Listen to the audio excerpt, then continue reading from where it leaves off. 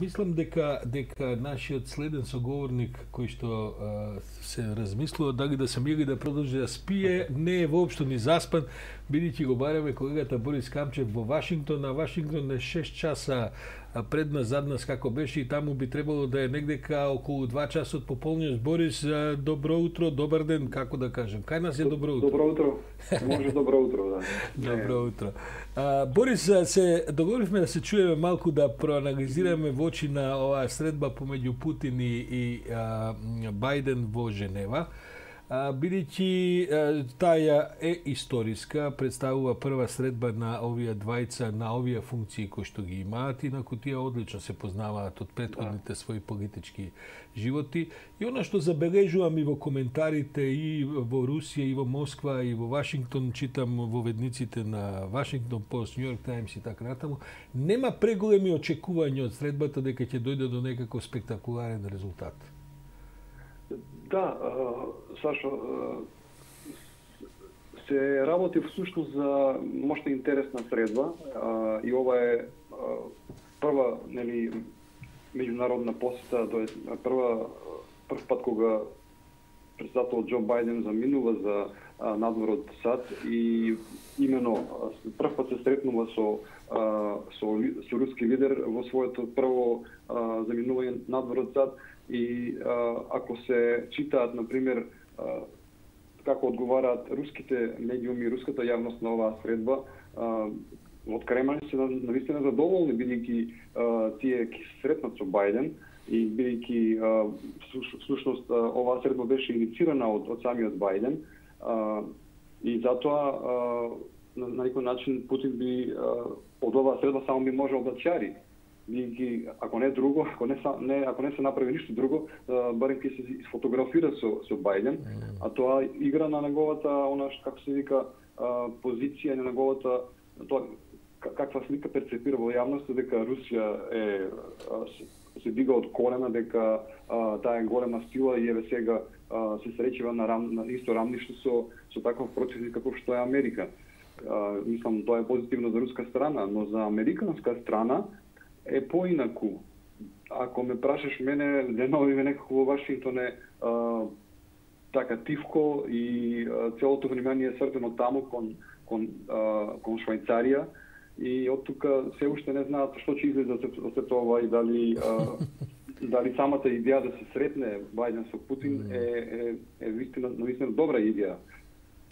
Тврдо американците ја подготвуваа средба.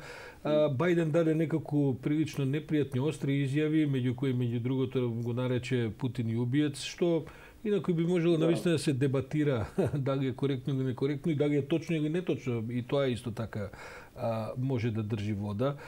Мислам дека го читам советникот за национална безбедност на Путин Ушаков, кој што вели дека темите за разговор се утврдени заедно со неговиот колега советникот за национална безбедност на Бајден Саливан, дека ќе се разговара за нуклеарните глави, дека ќе се разговара за климатските промени. Веројатно најважната тема ќе биде сајбер безбедноста и судбината на американските и руските државјани кои се наоѓаат уапсени за шпионажа, главно во едната и во другата држава, како да се разменуваат.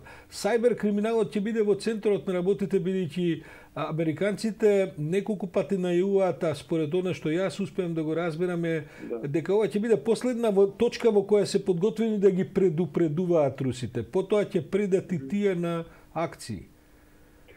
Да, сајбер проблемот и и оно што со хакерските напади е навистина горлива тема овде во Америка и например некои конгресмени му перцепираат, тоест му даваат идеја на председателот Бајден дека тој доаѓа од самит на самитот со Путин, тој ќе дојде од НАТО самит, а именно во тој самит на НАТО се очекува или беше произнесено тоа како би изгледал, например, членот 5 од договорот за членство во НАТО, според кој една членка, напад на една членка значи напад на сите, и тој член 5 треба да се трансформира во дигиталниот свет, треба да се адаптира на тоа во дигиталниот свет како би изгледал. И затоа Бајден би требало да истакне таква позиција дека доколку и кибернападите се дел од вистински напад, тоа би можело да значи и лошо и за Русија, да биде еден вид на предупредување, нели, да престане. И токму и тоа е пораката, тој сака да ја пренесе дека до Путин, дека треба да се престанат со кибернападите и пред се да се побара публикување, например, и од руските публикување на руските војни формации од Украина. И сигурно едно од позначајните теми ќе биде и да се запре наишто мешањето во изборите на САД. Тоа е една од главните теми, инаку Русија всушност е главна политичка главоболка домашна главоболка во Америка именно токму поради ова прашање од 2016 година. Така е, сајбер нападите, Украина, потоа мешањето во изборите, тоа се главните теми на американците. Путин од друга страна вели, вие ни се мешате со Навални, вие ни распоредувате војска по руските граници со НАТО и со американски трупи, вие ни исто така не напаѓате сајбер, само што не објавувате, тоа не знаеме дали е точно и така натаму. Значи, има теми за кои очигледно можат да се работуваат овие две страни, има теми за кои што веројатно и двете страни ќе се обидат да ги избегнат. На крајот се ќе се сведе на, бидејќи очекувањата се мали, се ќе се сведе, ќе имаат посебни пресконференции двајцата председатели, нема да имаат заедничка пресконференција. Ќе се сведе на некаква перцепција, Борис, целиот настан за тоа кој каков впечаток ќе наметне во јавноста. Да, интересно е тоа што спомнат и за Навални и за човековите права во Русија.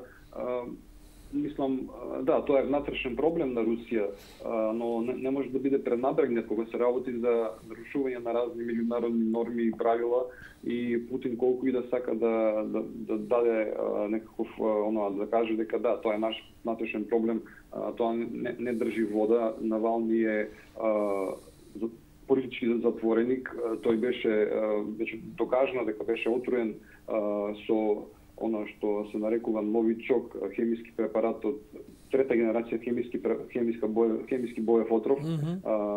И тоа беше докажано од германската лабораторија, додека тој беше во Берлин, нели, да се речи, како што знаеме. И целата таа позиција на Америка во врска со нарушувањето на човековите права во Русија е прилично цврста, и Бајден секако тоа ќе го кажи, и најверојатно двете страни ќе се држат за своите наративи, за своите гледишта, и најважно ќе биде, например, тие би требало да најдат некаков заеднички јазик во едно или две места, например, тоа да не се случи да има некаква комуникација, да се подобрат тие канали на комуникација, да не се случи некаков случаен напад од страна на Америка или на американска или руска војска во жешките точки, да нема некакви таму воздушни случајни симнувања на авиони, на војни авиони. Инаку, например, не се очекува дека Вашингтон ќе напушти својата поддршка на продемократските сили во Русија. Тоа е веќе завршена приказна, и Вашингтон стои зад Алексеј Навални. Да.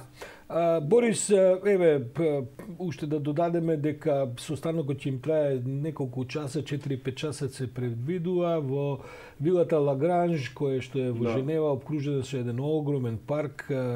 Нема да имаат ни заеднички ручек, колку што успеав да разбирам, освен што ќе имаат одделни пресконференции. Така што очигледно, намалени се очекувањата максимум, на максимум е просто самата средба е веста.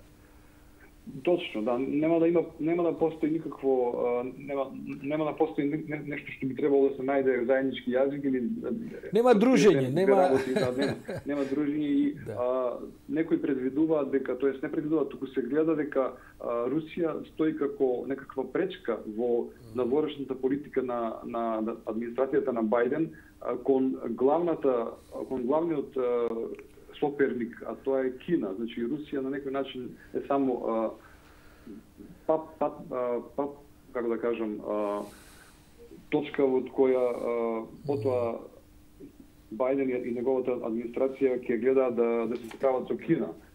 Така е. Борис Камчев, мој колега од Вашингтон, дописник на МИА, благодарам за ова инструктивна, да кажем, приказна која што ја слушаме за средбата која денеска се очекува во Женева помеѓу Путин и Бајден. Борис, се чуеме повторно да ги видиме реакциите евентуално идната недела кога малку ќе слегне прашината, па да видиме што и како всушност се случило и што ќе биде резултатот на оваа денешна средба во Женева. Благодарам, Борис. Да, благодарам на тебе, Сашо.